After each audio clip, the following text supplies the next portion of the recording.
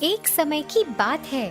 एक गांव में विष्णु नाम का एक आदमी अपनी पत्नी शांति के साथ रहता था। विष्णु एक बहुत अच्छा इंसान था और नेक दिल भी था। उसका गांव में काम भेलपुरी बेचने का था। उसके द्वारा बनाई गई भेलपुरी गांव में सभी लोगों को खूब स्वादिष्ट लगती थी और सब लोग उसे खरीदना पसंद करते थे। वह गांव में अपना जीवन भेलपुरी बेचकर बिताता था। जैसे जैसे दिन बीतते गए, व्यापार बढ़ने लगा और विष्णु के द्वारा पूरा काम संभालना नामुमकिन हो गया था। वह सहायता की। उसने सोचा कि अब उसे मदद की जरूरत है और वह किसी ऐसे आदमी को ढूंढने लगा जो उसके व्यापार में उसकी मदद कर सके, जो वफादार और भरोसेमंद हो। जैसे कि वह सोच रहा था, उसे उसके दोस्त माधव के बारे में पता चला। उसे ख्याल आया कि उसका दोस्त उसके काम में उसकी मदद कर सकता है। हाँ, ये तो अच्छी बात है। मेरा दोस्त माधव मेरी मदद कर सकता है और जितना मुझे पता है उसके पास तो नौकरी भी नहीं है और उसका परिवार थोड़ा गरीब स्थिति में भी है। मुझे लगता है मुझे उसके पास जाकर उससे बात करनी चाहिए। हे माधव, मेरे दोस्त, कैसे हो तुम? अरे विष्णु, मैं ठीक हूँ यार। तुम कैसे हो? मैं बिल्कुल ठीक हूँ। मैं तुमसे कुछ बात करना चाहता था। मैं किसी मामले पर तुमसे चर्चा करना चाहता हूँ। हाँ विष्णु, बोलो, क्या बात है? देखो माधव, मुझे तुम्हारी जरूरत है। तुम्हें तो पता ही है मेरा भेलपुरी का काम है और अब जब मेरा काम बढ़ रहा है, मुझे किसी की सहायता चाहिए क्योंकि मैं अकेला ये काम नहीं संभाल पा रहा हूँ। तो मुझे ऐसा लगता है कि तुम मेरे साथ आ जाओ और मेरी काम में हाथ भी बटा दो। अरे हाँ विष्णु, तुम्हें तो पता है कि मेरे पास कितने समय से नौकरी भी नहीं है और मैं नौकरी ढूंढ भी रहा हूँ। ये तो मेरे परिवार के लिए मदद भी हो जाएगी। तुम्हारा बहुत बहुत धन्यवाद। तो मैं कल से तुम्हारे साथ काम में लग जाऊंगा। ठीक है माधव, मुझे बहुत खुशी हुई है।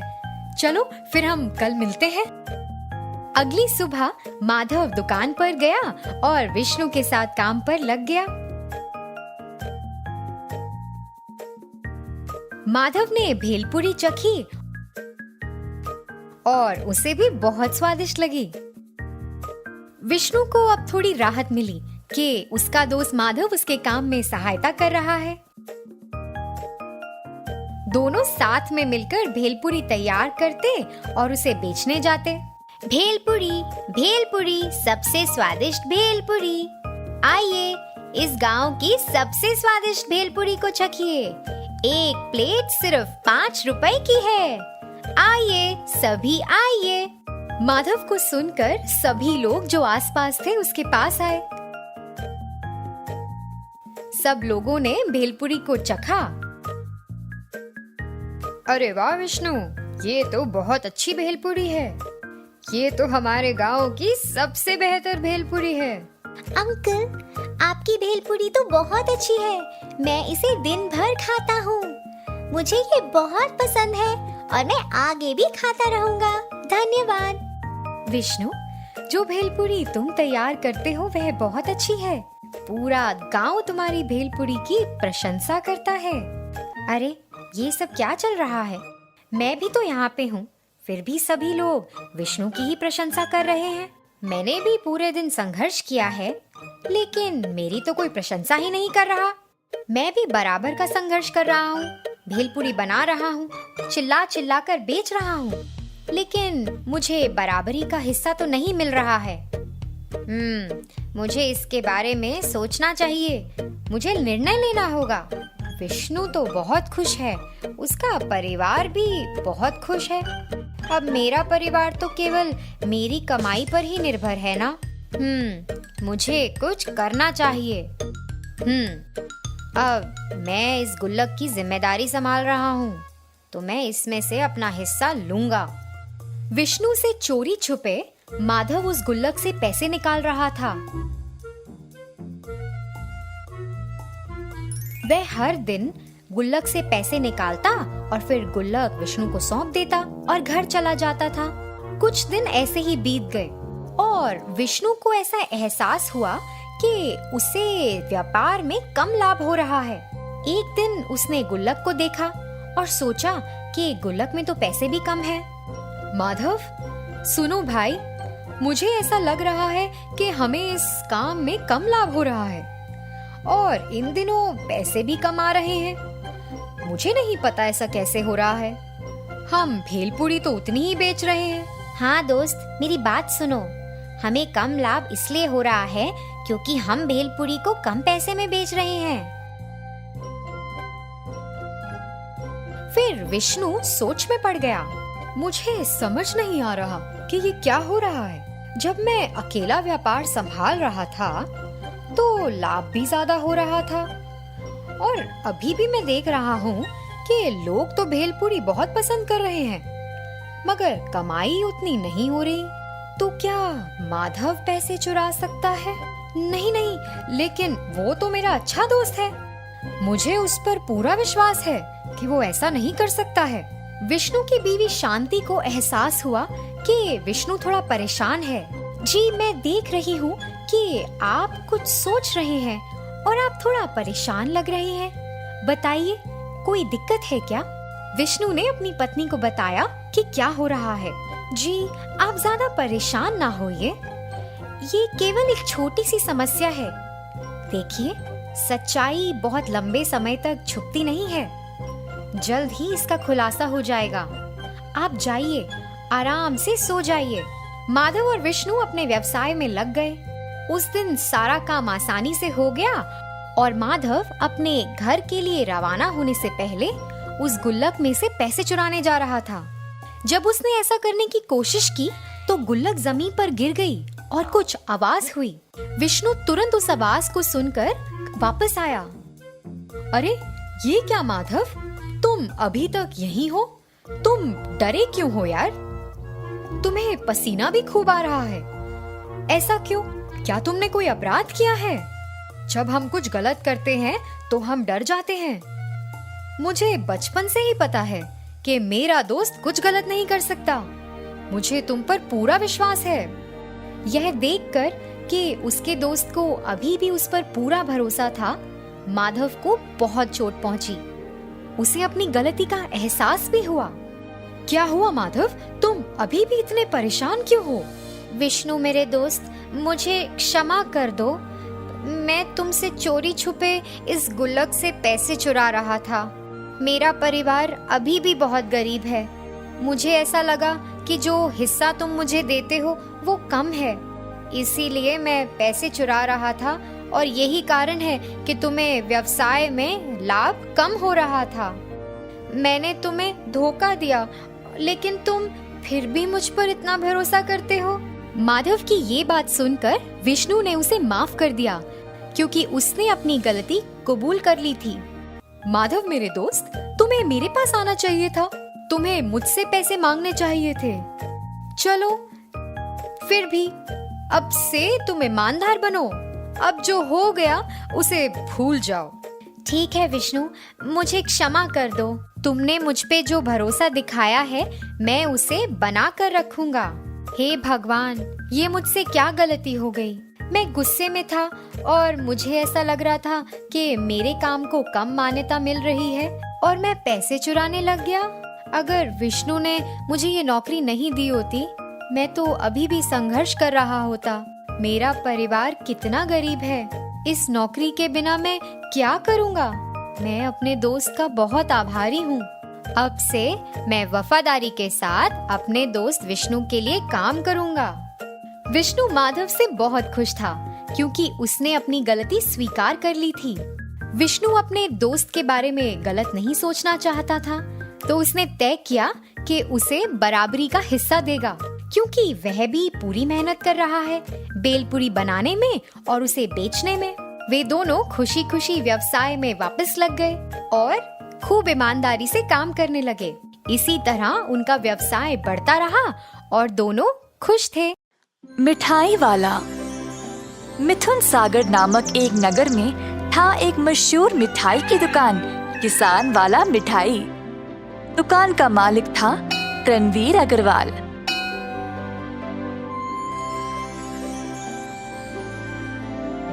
रणवीर अपने बेटे केतन से बहुत प्यार करता था। केतन के साथ एक और लड़का था, शंतन। शंतन अंजया का बेटा था जो रणवीर के लिए काम करता था। अब शंतन तो केतन का सगा भाई तो नहीं था, पर दोनों को रणवीर ने साथ साथ बड़ा किया। केतन ने अपनी पढ़ाई जारी रखा, पर शंतन पढ़ाई छोड़कर मिठाई की दुकान पर काम करने लगा। कुछ महीनों बाद केतन ने भी पढ़ाई छोड़ दी, क्योंकि वह अच्छे से पढ़ाई नहीं कर पाया। शंतन दुकान में ही काम कर रहा था और केतन ने बाकी पाठ्यक्रमों में जमा हो गया, जैसे कि मुक्केबाजी, घुड़सवारी, कराटे और बहुत कुछ। बहुत सालों तक केतन संघर्ष करता रहा, पर वह हर किसी में असफल रहा। इसी प्रकार कई साल गुजर गए और केतन किसी भी चीज में सफलता नहीं प्राप्त की। दूसरी ओर शंतन दुकान में काम करके स्वादिष्ट मिठाई बनाना सीख लिया। उसने बहुत मिठाई बेचा और किसान वाला मिठाई को और भी मशहूर बना दिया। उसकी जिम्मेदारियां भी बढ़ गई और उसने दुकान की अच्छी देखभाल की। रणवीर ने दोनों लड़कों को ध्यान से देखा और फिर एक दिन केतन को अपने पास बुलाया। केतन, तुमने 12 साल बिताए कई पाठ्यक्रमों को सीखने में, पर तुमने कुछ नहीं सीखा। कम से कम दुकान के कैश काउंटर को जाकर संभालो, कुछ ना कुछ तो वहाँ सीख जाओगे। ये सुनकर केतन बहुत खुश हो गया। उसको ऐसा लगा जैसे पूरी दुकान उसी की है और हर एक जिम्मेदारी भी उसी की। अगले दिन केतन दुकान पर गया। अपने आप को कुछ ज्यादा ही महान समझकर दुकान पर उसने देखा कि शंतन सब कुछ बहुत अच्छे से संभाल रहा था। किसी ने केतन को भाव ही नहीं दिया और केवल शंतन की बात ही सुन रहे थे। केतन को जलन होने लगी और उसको समझ नहीं आया कि वह क्या करे। दिन समाप्त होने के बाद जब शंतन काम करने वालों को तनख्वाह दे रहा था, तब केतन बीच में आया और उसके हाथ से पैसे छीन लिए। ये मेरी दुकान है और अब से पैसे मैं ही संभालूंगा। उठो यहाँ से और जाओ। शंतन ने कुछ नहीं कहा और चुपचाप वहाँ से चला गया। केतन अब काम करने वालों को पूरी तनख्वाह देने के बजाय आधा ही देने लगा। दुकान के लोगों को निकालकर दूसरे काम वालों को ले आया, जिनको मिठाई बनाने के बारे में ज्यादा कुछ पता भी नहीं था। शंतन ये देखकर केतन के पास गया और बोला, अगर तुम ऐसे कर्मी को काम पे रखोगे तो हम अच्छी मिठाई कैसे बना पाएंगे? मुझे पता है मैं क्या कर रहा हूँ। अगर तुमको पसंद नहीं तो तुम इस दुकान को छोड़कर जा सकते हो। ये सुनकर शंतन दुकान जाना बंद कर दिया। जब रणवीर ने शंतन को घर पर ही देखा तो वो हैरान रह गया। रणवीर जानना चाहता था कि हुआ क्या, पर शंतन उसको कुछ नहीं बोल रहा था। अंत में रणवीर को पता चल ही गया कि उसकी दुकान पर हो क्या रहा था। रणवीर ने देखा कि उसका बेटा गलत रास्ते पर जा रहा था। सब लोग उसके बारे में बुरा बात कर रहे थे और रणवीर को ये बात अच्छी नहीं लगी। एक दिन रणवीर ने दोनों लड़कों को अपने पास बुलाया। रणवीर ने लड़कों से पूछा कि क्या हो रहा है। शंतन ने अपनी बात बोली, पर केतन अपनी गलती मान ही नहीं रहा था। रणवीर को पता था कि गलत कौन था। वह जानता था कि शंतन की वजह से ही दुकान का अच्छा नाम बना था। अंत में रणवीर ने शंतन को दुकान का मालिक बना दिया। ये देखकर केतन और भी नाराज हो गया। पिताजी, आपने ये ठीक नहीं किया। तुम किसी काम के लायक नहीं हो और उसके ऊपर तुम इतनी ईर्ष्या और गुस्सा दिखाते हो। इस तरह तुम एक अच्छा जीवन नहीं बिता सकते। तुम मेरी एक ही औलाद हो और मैंने 12 साल इंतजार किया, तुम में बदलाव देखने के लिए, पर तुम इतने लापरवाह बन गए। अब तुम जो भी कहो, मैं निर्णय ले चुका हूँ। केतन घर छोड़कर चला गया और शंतन ने दुकान की सारी जिम्मेदारी ले ली और उसको फिर से अच्छे से चलाने लगा। बहुत दिन बीत गए और केतन को बाहर भी कोई नौकरी नहीं मिली। घर वापस आकर उसने अपने पिता से माफी मांगा। रणवीर ने केतन को माफ कर दिया और उसको शंतन का सहायक बनाया। कुछ ही समय बाद केतन ने शंतन से बहुत कुछ सीख लिया। दोनों भाइयों की तरह रहने लगे, एक दूसरे की सहायता करते हुए। इस कहानी से हम ये सीखते हैं कि कोई भी काम अगर मन लगाकर करोगे तो अवश्य सफल होंगे। दूध वाला। बिकनूर नामक एक नगर में रहता था एक राजा चंद्रसेना। उसका मंत्री कबीर सिंह उसके दूध का कारोबार संभालता था।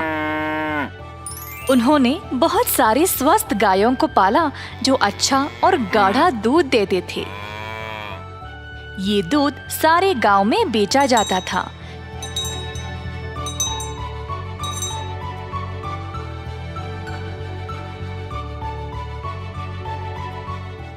कबीर सिंह खुद सब कुछ संभालता था।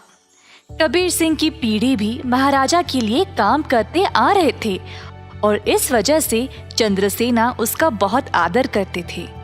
कबीर सिंह ने भी राजा को कभी भी निराश नहीं किया। सारे गांव में उसका अच्छा नाम था। हर रोज कबीर सिंह खेत पर जाता था। उसने बहुत लोगों को काम पे रखा गायों की देखभाल के लिए, ताकि वे अच्छे से खाएं और सेहतमंद रहे। गायों को घास चराने के लिए वह दिन में कम से कम 2 बार भेजता था।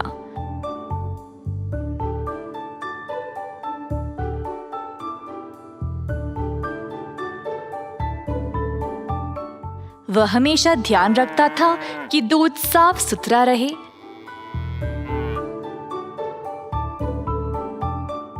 दूध निकालने के बाद वह 10 दूध वालों को देता था ताकि वह गांव में जाकर बेच दे।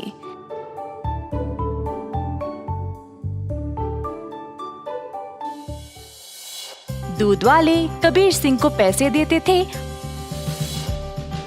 और कबीर जाकर चंद्रसेना को। चंद्रसेना ने देखा कि कैसे कबीर ईमानदारी से काम करता था और उस पे पूरा भरोसा रखा। महाराज कबीर के साथ अच्छा बर्ताव करते थे और कबीर राजा के बारे में भी अपने बहनों को बताया करता था। एक दिन जब कबीर घर वापस आया तो उसने अपने बहनों को बहुत गुस्से में और परेशानी में देखा। क्या बात है, तुम सब इतने गुस्से में क्यों हो? हम तीनों की उम्र हो गई है शादी के लिए, पर क्या फायदा, शादी के लिए पैसे ही नहीं है।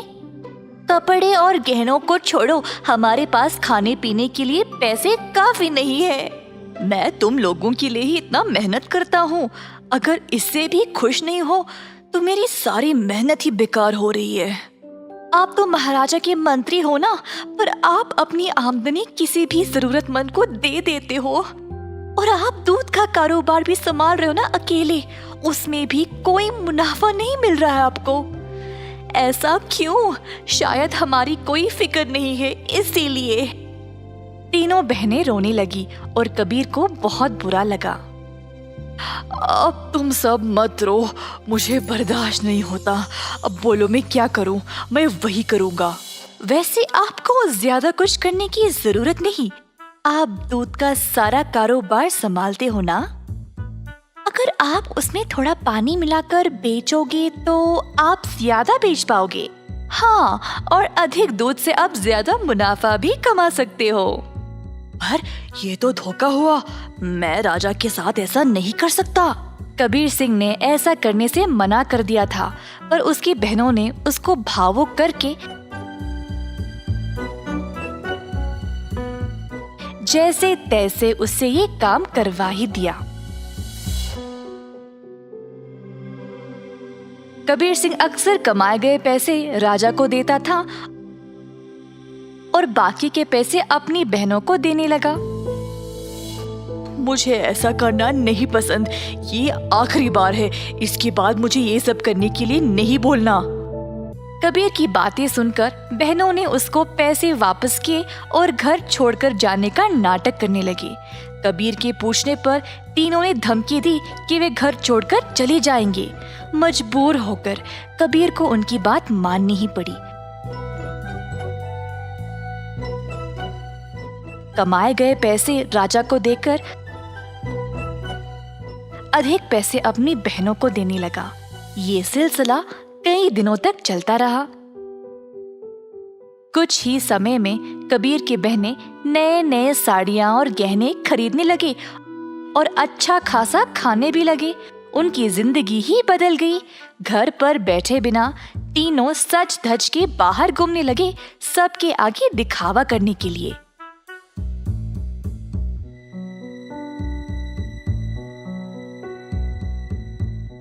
गांव के सारे लोग हैरान रह गए और आपस में बातें करने लगे। ये तीन बहनें कबीर की कमाई को ऐसे इस्तेमाल कर रहे हैं। मैंने कभी नहीं देखा किसी को ऐसा करते हुए। पर कबीर सिंह के पास इतने पैसे आए कहाँ से? सब लोग कबीर के बारे में बातें करने लगे और बाकी के मंत्री कबीर की कमाई पर ईर्ष्या करने लगे, तो इस बात पर जांच करना शुरू कर दिए। जल्द उनको सच पता चल गया कि वह दूध में पानी मिलाकर बेच रहा था। 70% राजा को देकर बाकी के 30% अपनी जेब में डाल रहा था। खेत के कारीगरों से मंत्रियों ने ये बात का पता लगाया। सारे मंत्री गए राजा के पास और उनको पूरा सच बता दिया। अब क्योंकि राजा को कबीर से बहुत लगाव था, उनको इस बात पर यकीन ही नहीं हुआ, पर उनके पास और कोई रास्ता नहीं था सिवाय कबीर को दंड देने का। तीनों बहनें आए कैद खाने अपने भाई को देखने के लिए और उनको बहुत बुरा लगा कि उनकी ही वजह से उनका भाई आज जेल में बंद पड़ा है। बहनों को अपनी गलती का एहसास हुआ और तीनों गए महाराजा के पास और उनको सब सच बताया कि असल में ये सब उन तीनों की ही गलती है और कबीर दोषी नहीं है। उन्होंने राजा से भीख मांगी कबीर को छोड़ने के लिए। जब राजा ने ये सब सुना तो उन्होंने तीनों बहनों को भी कबीर के साथ कैद खाने में ही डाल दिया और कहा, दंड केवल गलत करने वाले को ही नहीं, गलत सोचने वाले को और गलती में हिस्सा लेने वाले को भी मिलनी चाहिए।